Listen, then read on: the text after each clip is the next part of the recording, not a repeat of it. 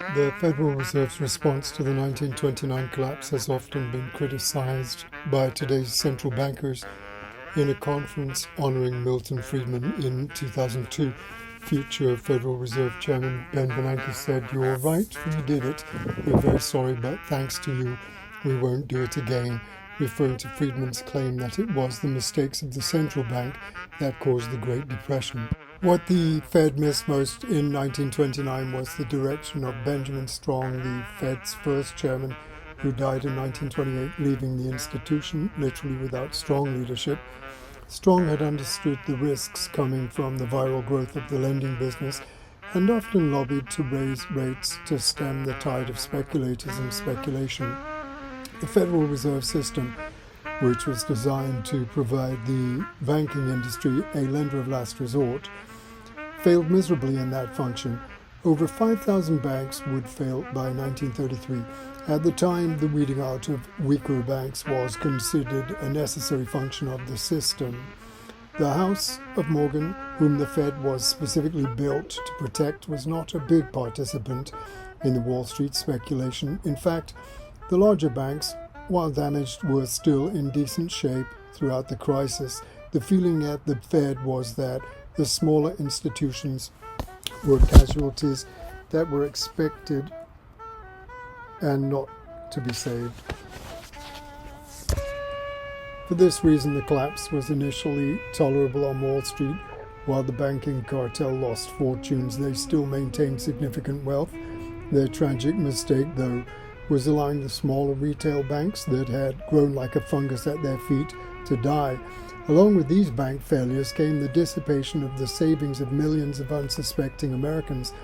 The average worker kept his savings in the local banks, and bank runs came fast and furious.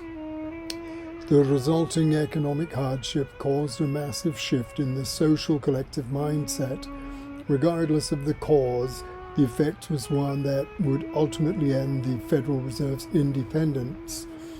At the core of the crisis was the growing difference in value between the dollar and gold. They were intended to be the same. Federal Reserve rules mandated that the dollar be backed and maintained as good as gold. However, the explosion of credit in the 1920s caused substantial growth in the overall money supply without a corresponding growth in the supply of gold. As the dollar became devalued, more depositors turned in their cash for gold. With less gold on hand than was being withdrawn, banks were unable to meet demand withdrawals, and one by one around the country they began folding. Debt bubbles and collapses are nothing new. Mankind has continued to make the same mistakes over and over throughout the course of history. The problem has faced central planners for thousands of years. In 405 BC, in his play The Frogs, Aristophanes preached about the dangers of bad money chasing out the good.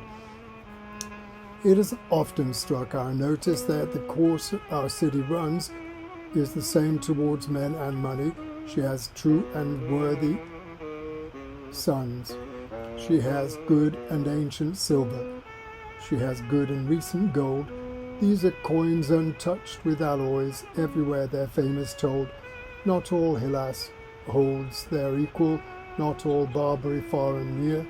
Gold or silver, each well minted, tested each and ringing clear.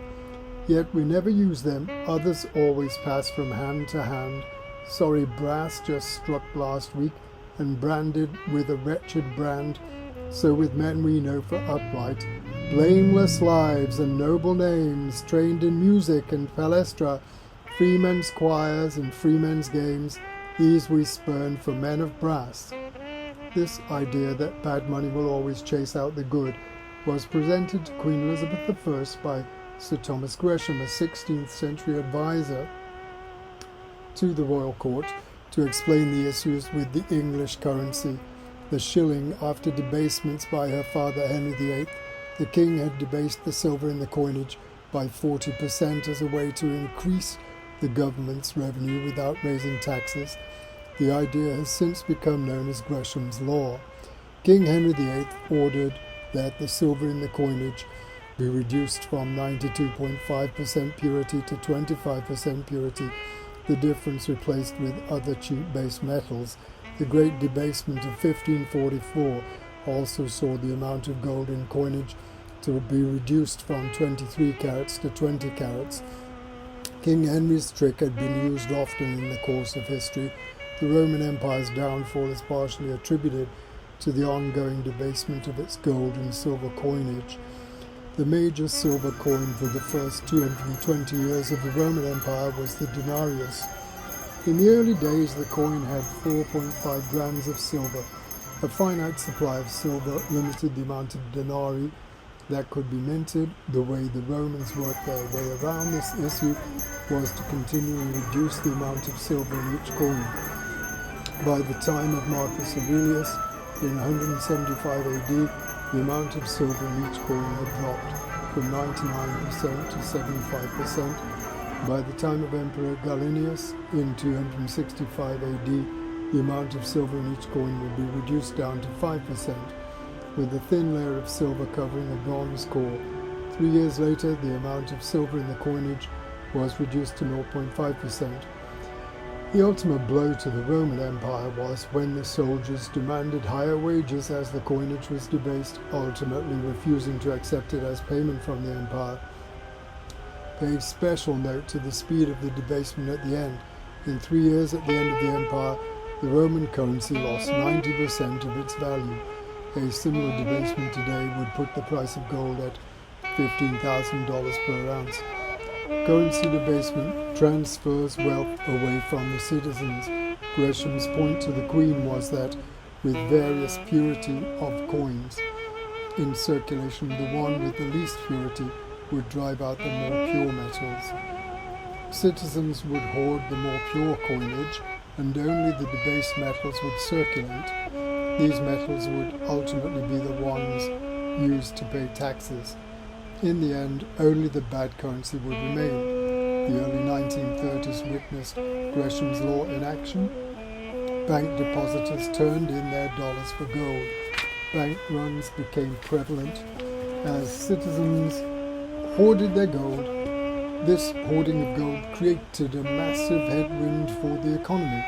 Economies need money to circulate. As gold was being withdrawn and hoarded, the economy ground to a halt, and the depression deepened. The ongoing depression witnessed a loss of the most important key to any banking system, faith.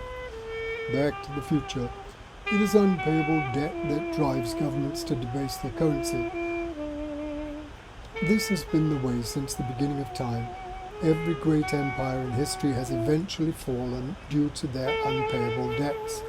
What governments count on while this is occurring is that the citizens won't notice. How many of us have been focused on investing our money in the stock market over the last 20 years? Well, we have all been focused on the stock market, which has hit all-time highs and offers a glorious mountain that only surges higher. Almost everyone has missed the true mountain of debt growing alongside it. Gold has outperformed the highest flying market in history, 2-to-1 during this time. Stocks have gone up 250% in 20 years. Gold has increased 500% in the same time, which means our currency has weakened dramatically. While the number on the Dow is higher, our wealth has decreased by 50%. Trading days, 28 trading days later, more or less, the idea of inflation is one that for the last decade has seemed a far-off reality. The worry over that time hasn't been inflation, it has been deflation. That is until the last couple months, when we added to the balance sheet of the central bank by 50% in a matter of weeks. The real and new concern must be that inflation will soon rear its head when the central banks become a lender of first resort. Inflation is the desired outcome.